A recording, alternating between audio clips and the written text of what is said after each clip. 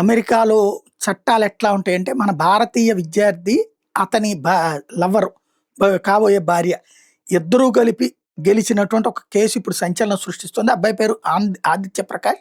Anthropology department PhD అనమాట. అమెరికాలోని university of Colorado బోల్డర్‌లో ఉన్నాడు. పీహెచ్‌డీ చేస్తున్నాడు. అతని కాబోయే భార్య ఊర్మి భట్టాచార్య. వీళ్ళిద్దరికి సంబంధించిన ఆహార వివక్ష పెద్ద చర్చ అయింది. వీళ్ళకి ₹1,50,00,000 పరిహారాన్ని 1,83,00,000 పరిహారం అనేది ఇప్పుడు సంచలనం సృష్టిస్తుంది. యాక్చువల్‌గా ఆదిత్య ప్రకాష్ డిపార్ట్మెంట్ మైక్రోవేవ్‌లో తన లంచ్ పాలక్ పన్నీర్ వేడి చేసుకుంటుంటే ఓ British staff member female administrative assistant వచ్చి అభ్యంతరం వ్యక్తం చేసిందంట.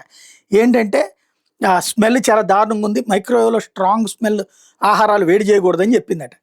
దాంతో సాధారణంగా ఆహారంగా వేడి చేస్తున్నాం తప్పించి ప్రత్యేకంగా ఏం చేయట్లేదు, ఆగిపోతానంటే అది కాస్త గొడవైంది.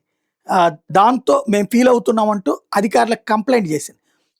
ఆదిత్య దీన్ని బ్రోక్లీ తినడం వల్ల ఎవరైనా రేసిజం ఫేస్ అవుతారా అంటూ ప్రశ్నించాడు. ఇది ఇండియన్ సౌత్ ఏషియన్ ఆహారాల మీద కల్చరల్ బయాస్ అంటూ దాని మీద కంప్లైంట్ పెట్టాడు. ఈ ఇన్సిడెంట్ తర్వాత ప్రతీకారం కోసం అతన్ని మాస్టర్ డిగ్రీలు ఆపేశారు. అతన్ని లవర్ని కూడా చదువుకోనివ్వలేదు. దాంతో వీళ్ళిద్దరూ కలిసి కోర్టుకు వెళ్ళారు. 29 మంది తో కలిసి వాళ్ళు కేసేస్తే దీని మీద సిస్టమేటిక్ డిస్క్రిమినేషన్ అంటూ south Asian international students hostile environment అంటూ ఆరోపిస్తూ ఇప్పుడు కేసు కోర్టుకు వెళ్ళారు. యూనివర్సిటీ లైబిలిటీ అడ్మిట్ చేయకుండానే 2 లక్షలు, సుమారు 1.66 నుంచి 1.83 కోట్లు ఎక్స్చేంజ్ సెటిల్మెంట్ చేయమని చెప్పేసి ఇప్పుడు అక్కడ న్యాయస్థానం ఆదేశించింది. ఇద్దరికి ఆపేసిన మాస్టర్ డిగ్రీలు వెంటనే ఇవ్వమంది. కాకపోతే భవిష్యత్తులో యూనివర్సిటీలో ఎన్రోల్మెంట్ లేదా ఎంప్లాయ్మెంట్ మాత్రం నిషేధం ఉంది. ఇద్దరు ఇప్పుడు ఇండియాకు వచ్చేసారు.